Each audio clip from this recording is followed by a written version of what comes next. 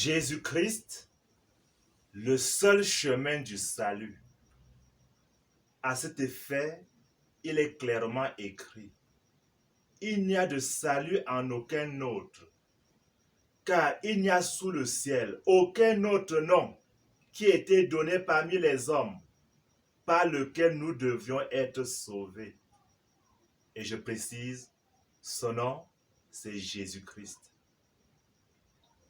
Mais il y eut un homme d'entre les pharisiens nommé Nicodème, un chef des Juifs, qui vint lui auprès de Jésus de nuit et lui dit: Rabbi, nous savons que tu es un docteur venu de Dieu, car personne ne peut faire ces miracles que tu fais si Dieu n'est avec lui. Jésus lui répondit: en vérité, je te le dis, si un homme n'est né de nouveau, il ne peut voir le royaume de Dieu. Nicodème lui dit: comment un homme peut-il naître quand il est vieux? Peut-il rentrer dans le sein de sa mère et naître? Jésus répondit: en vérité, je te le dis, si un homme n'est né d'eau et d'esprit, il ne peut entrer dans le royaume de Dieu. Ce qui est né de la chair est chair, et ce qui est né de l'esprit est esprit. Ne t'étonne pas que je t'ai dit, il faut que vous naissiez de nouveau. Le vent souffle où il veut. Tu en entends le bruit, mais tu ne sais d'où il vient, ni où il va. Il en est ainsi de tout homme qui est né de l'esprit. Nicodème lui dit: comment cela peut-il se faire? Jésus lui répondit: tu es docteur d'Israël et tu ne sais pas ces choses. En vérité, je te le dis, nous disons ce que nous savons et nous rendons témoignage de ce que nous avons vu. Et vous ne recevez pas notre témoignage. Si vous ne croyez pas quand je vous ai parlé des choses terrestres, comment croirez-vous quand je vous parlerai des choses célestes? Personne n'est monté au ciel, si ce n'est celui qui est descendu du ciel, le Fils de l'homme qui est dans le ciel. Et comme Moïse éleva le serpent dans le désert, il faut de même que le Fils de l'homme soit élevé, afin que quiconque croit en lui ait la vie éternelle. Car Dieu a tant aimé le monde qu'il a donné son Fils unique, afin que quiconque croit en lui ne périsse point, mais qu'il ait la vie éternelle. Rendez-vous compte, ces déclarations des évangiles sont formelles, d'une importance particulière. Et le Christ va insister: je m'en vais, et vous me chercherez, et vous mourrez dans votre péché. Vous ne pouvez venir où je vais. Sur quoi les Juifs disent: se tuera-t-il lui-même, puisqu'il dit: vous ne pouvez venir où je vais? Et il leur dit: vous êtes d'en bas, moi je suis d'en haut. Vous êtes de ce monde. Moi, je ne suis pas de ce monde. C'est pourquoi je vous ai dit que vous mourrez dans vos péchés. Car si vous ne croyez pas ce que je suis, vous mourrez dans vos péchés. Qui est donc ce Jésus? Et comment comprendre sa mission sur la terre? L'apôtre Pierre, s'adressant au Sanhédrin, fait la même déclaration: il n'y a de salut en aucun autre, car il n'y a sous le ciel aucun autre nom qui ait été donné parmi les hommes par lequel nous devions être sauvés. L'Éternel Dieu créa le monde en 6 jours. Le 6e jour, il créa l'homme à son image. Il le créa à l'image de Dieu. Il créa l'homme et la femme. Puis l'Éternel Dieu planta un jardin en Éden du côté de l'Orient, et il y mit l'homme qu'il avait formé. L'Éternel Dieu fit pousser du sol des arbres de toute espèce, agréables à voir et bons à manger, et l'arbre de la vie au milieu du jardin, et l'arbre de la connaissance du bien et du mal. Un fleuve sortait d'Éden pour arroser le jardin, et de là, il se divisait en 4 bras. Le nom du premier était Pichon. C'est celui qui entoure le pays de Havila, où se trouve l'or. L'or de ce pays est pur. On y trouve aussi le bdellium et la pierre d'onyx. Éden veut dire un lieu de plaisir, un lieu de joie, un lieu de bonheur, un lieu d'épanouissement. Autrement dit, Dieu, en plaçant Adam et Ève dans le jardin d'Éden, voulait leur bonheur. Il a donc mis toutes les conditions favorables pour leur épanouissement. L'Éternel Dieu prit l'homme. Il le plaça dans le jardin d'Éden pour le cultiver et pour le garder. L'Éternel Dieu donna cet ordre à l'homme. Tu pourras manger de tous les arbres du jardin, mais tu ne mangeras pas de l'arbre de la connaissance du bien et du mal, car le jour où tu en mangeras, tu mourras.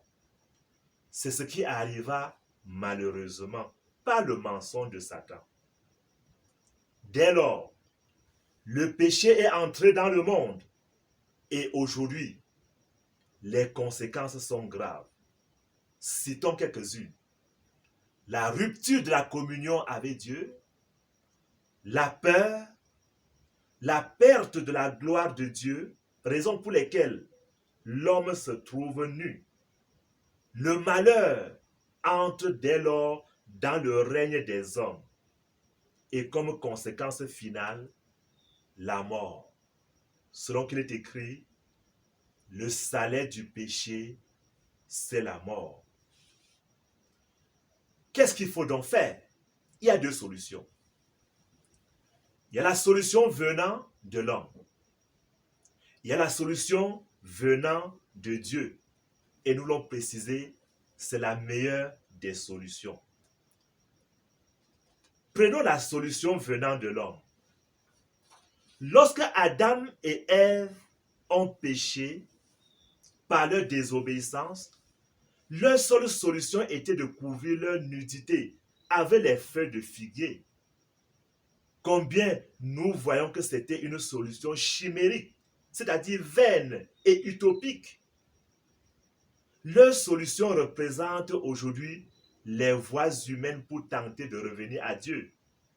Ces voies sont multiples et variées.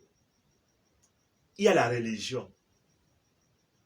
Les religions du monde offrent un éventail de possibilités pour atteindre Dieu. Tant et si bien que les hommes arrivent à dire que tous les chemins mènent à Dieu. Ces religions proposent une pléthore de moyens pour atteindre Dieu. Il y a l'occultisme. L'occultisme est né à partir du jour où l'homme perd la communion avec Dieu. Et puis il se bat par son intellect. Il se bat, il se débrouille pour chercher à renouer avec Dieu par des séances dites occultes et mystérieuses. Il y a l'idolâtrie. L'esprit de l'homme étant détaché de Dieu, de l'esprit de Dieu, cherche à adorer un être supérieur. C'est naturel, en effet. Malheureusement, parce que séparé de Dieu, son adoration sera centrée sur autre chose que Dieu. Et alors, bienvenue à l'idolâtrie. Nous pouvons citer et noter que l'absence d'une relation avec Dieu donne aux hommes l'envie de combler le vide par des actes surnaturels. C'est la naissance de la magie et de la sorcellerie. L'homme, une fois séparé de Dieu par le péché, est souillé par celui-ci. Et comme il se sent souillé, il va chercher par lui-même des moyens de purification. Ces moyens varient selon le monde, selon les régions du monde. Certains croient à la réincarnation, c'est-à-dire à un cycle continu de naissance et de mort, cycle pendant lequel leur âme s'améliore par des méditations transcendantales et par des actes de bienfaisance. Ils vont aller de naissance en mort, jusqu'à atteindre la perfection. C'est la réincarnation, la théorie de la réincarnation. Pour une autre catégorie, le vide dans l'âme est comblé par le matérialisme. Et le matérialisme fait appel automatiquement à l'argent. Et puis quand on a l'argent, c'est les honneurs, c'est la célébrité. Que je vous dise, ces choses laissent l'homme dans la vanité cruelle, une vanité cruelle. Ces choses laissent l'homme dans l'errance, dans le vagabondage. Pour tout cela, ce que nous venons de citer, il est écrit, se vantant d'être sages, les hommes sont devenus fous. Il est clair et évident que ces méthodes sont cousues de mensonges et de tromperies diaboliques. Mes amis, évitons donc la solution humaine, telle que celle de Adam et Ève, c'est-à-dire les feuilles de figuier. Cela représente la religion, l'occultisme, la magie et la sorcellerie, les rituels de purification, les méditations transcendantales, le matérialisme soutenu par l'argent, la célébrité, les honneurs.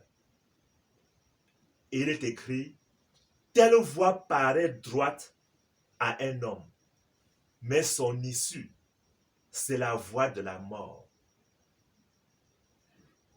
Le prophète Jérémie est formel. Il dit, Éternel, ma force et mon appui. Les nations viendront à toi des extrémités de la terre et elles diront, nos pères n'ont hérité que du mensonge, de vaines idoles qui ne servent à rien. À côté de ces solutions éphémères, inutiles, vaines et utopiques, il y a la solution de Dieu, la meilleure. Après que le premier couple humain soit tombé dans le péché, et après leur pseudo-solution, l'Éternel vint et leur montra la voie à suivre. Il est écrit, l'Éternel Dieu fit à Adam et à sa femme des habits de peau, et il les en revêtit. Parce que il n'y avait pas autre possibilité que d'attendre de Dieu la vraie solution. Pour avoir la peau avec laquelle on a fait des habits à Adam et Ève, un animal innocent a dû payer le prix d'une faute qu'il n'a pas commise. Son sang a coulé pour l'expiation du péché de Adam et Ève, et par là, pour leur réconciliation avec Dieu. Et désormais, c'est le chemin à suivre. Et le Seigneur va déclarer plus tard, et presque tout, d'après la loi, est purifié avec du sang. Et sans effusion du sang, il n'y a point de pardon. Pourquoi cela? Parce que l'âme de la chair est dans le sang. Et le Seigneur dit, je vous l'ai donné sur l'autel, afin qu'il servît d'expiation pour vos âmes. Car c'est par l'âme que le sang fait l'expiation. Ce texte est dans Lévitique, le chapitre 17, le verset 11. C'est pour cela que sans effusion de sang, il n'y a point de pardon. Et pendant longtemps, le sacrifice d'un animal devint une méthode de purification et d'absolution du péché. Le Dieu méthodique voulait par là enseigner aux hommes une grande vérité à venir. Ça dit quoi? Pour expier les péchés d'une personne, il faut que le sang coule. Malheureusement, le sang des coqs ajouté au sang des chèvres, des boucs, des taureaux et des moutons, cela ne peut pas équivaloir à une seule âme humaine. Selon qu'il est écrit, il est impossible que le sang des boucs et des taureaux ôte le péché. Ceux qui sont aujourd'hui dans cette pratique Ceux qui continuent à se livrer à de telles pratiques vont les répéter toute leur vie sans succès. Heureusement, le Seigneur donne le corrigé. Il annonce le corrigé. Et comme Moïse éleva le serpent dans le désert, il faut de même que le Fils de l'homme soit élevé, afin que quiconque croit en lui ait la vie éternelle. Car Dieu a tant aimé le monde qu'il a donné son Fils unique, afin que quiconque croit en lui ne périsse point, mais qu'il ait la vie éternelle. Ce texte parle clairement de la mort de Christ sur la croix. C'est le lieu où Christ a été élevé, c'est-à-dire crucifié pour le péché de l'humanité. Ainsi donc, les sacrifices de l'ancienne alliance annonçaient un seul et unique sacrifice. C'est celui de Jésus à la croix du Calvaire pour le salut de l'humanité. Aujourd'hui comme hier, nous accédons au salut par la foi. Que je vous le rappelle, au désert, des serpents brûlants avaient mordu les Israélites et plusieurs succombaient à la morsure. Dieu dit à Moïse de fabriquer un serpent en airain qu'il placera sur une perche. Et quiconque portait son regard sur ce serpent, d'airain péché, conservait sa vie. Dans le cas contraire, il mourrait. De même aujourd'hui, quiconque est mordu par le serpent du péché va mourir certainement. Car il est écrit, le salaire du péché c'est la mort. Mais quiconque pose son regard sur Christ, mort à la croix, ressuscité pour lui, il va conserver sa vie. Aujourd'hui comme hier, chacun doit y accéder par la foi. C'est pour cette raison que nous affirmons de manière formelle, Jésus est le chemin et la vérité, nul ne peut venir au Père que par lui. C'est pourquoi Christ, entrant dans le monde, dit, tu n'as voulu ni sacrifice ni offrande, mais tu m'as formé un corps. Tu n'as agréé ni holocauste, ni sacrifice pour le péché. Alors j'ai dit, je viens, ô Dieu, pour faire ta volonté.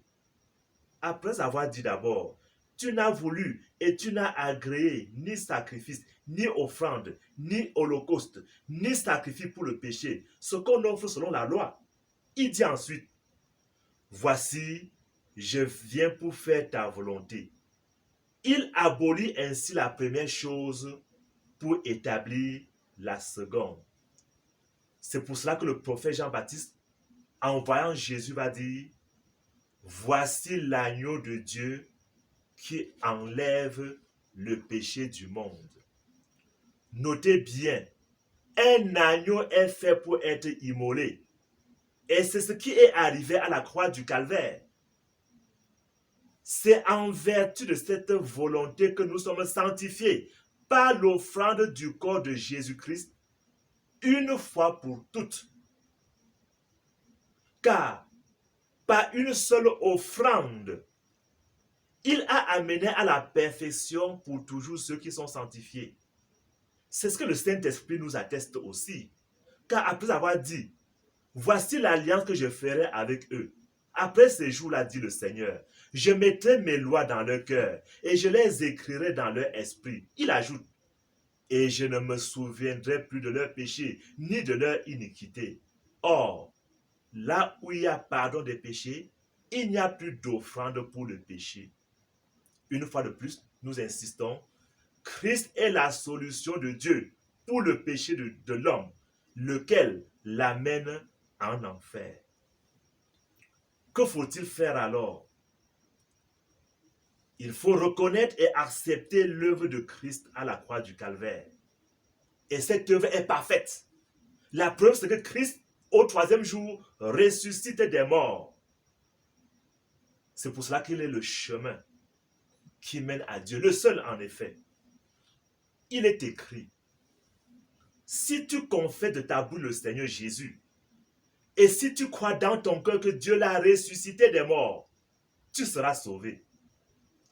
Car c'est en croyant du cœur qu'on parvient à la justice. Et c'est en confessant de la bouche qu'on parvient au salut. Autre chose d'une extrême importance. Il faut passer par une vraie repentance. Une complète repentance. La repentance, c'est quoi? C'est le profond regret du péché. La vraie repentance est soutenue par 5 choses. La conviction du péché, la confession du péché à Jésus, l'abandon du mal, le changement total de direction.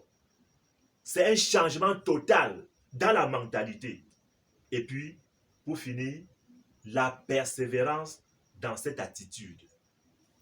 Ailleurs, cela s'appelle la nouvelle naissance. C'est pourquoi Jésus va dire, en vérité, je vous le dis, si un homme n'est né de nouveau, il ne peut voir le royaume de Dieu. Que je vous dise, il est question d'un changement profond et radical. Ce changement-là, seul le Saint-Esprit peut produire en une personne.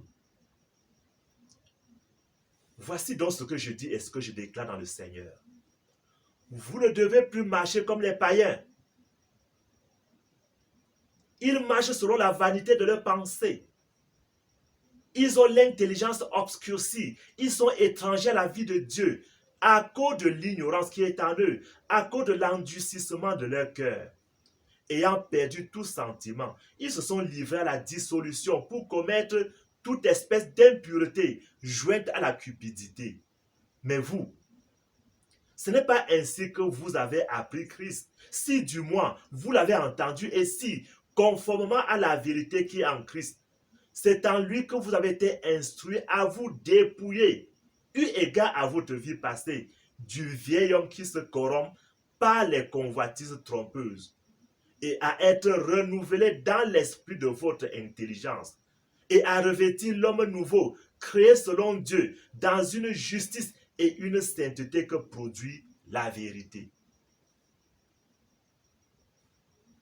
Vous avez devant vous une décision importante à prendre.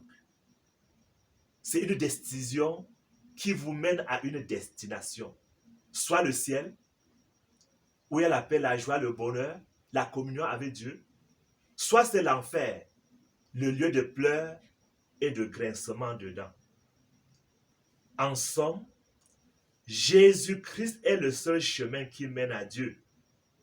Le salut se trouve en lui et en lui seul. Paul va dire à Timothée, cela est bon et agréable devant Dieu notre Sauveur, qui veut que tous les hommes soient sauvés et parviennent à la connaissance de la vérité.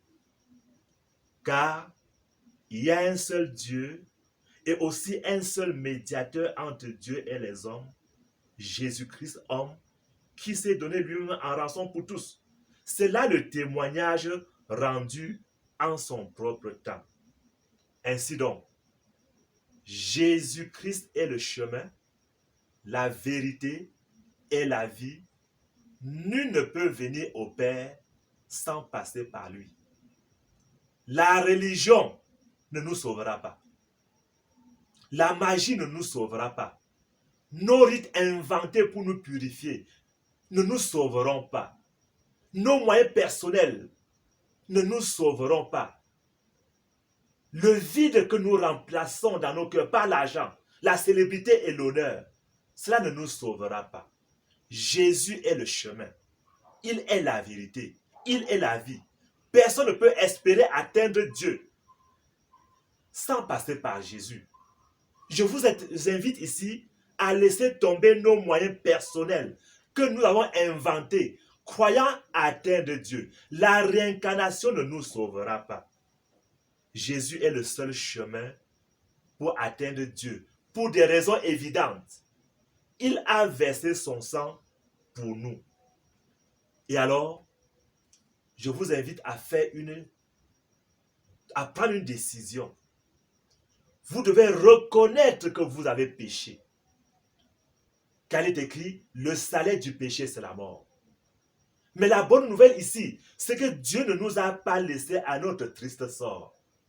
Il nous a tellement aimés. Et son amour se manifeste par la mort de Christ à la croix. Et je vous invite maintenant à recevoir Jésus-Christ dans votre vie. Si vous ne l'avez pas fait, vous courez un danger mortel. Mais par cette occasion, la main de Jésus vous est tendue. L'amour de Dieu se manifeste en Jésus, mort à la croix du calvaire. Mes amis, recevez Jésus-Christ dans votre cœur aujourd'hui. Saisissez la vie éternelle qui vous donne en ce moment. Vous qui écoutez, vous qui regardez maintenant. Je vous le dis d'un cœur profond. Je vous le dis de manière formelle. Soyez réconciliés avec Dieu. Les 5 escaliers que vous regardez là, vous devez franchir pour entrer dans la félicité éternelle. Dans le cas contraire, les flammes de l'enfer vous attendent. Je ne souhaite pas cela de votre part. Soyez bénis dans le nom de Jésus-Christ. Amen.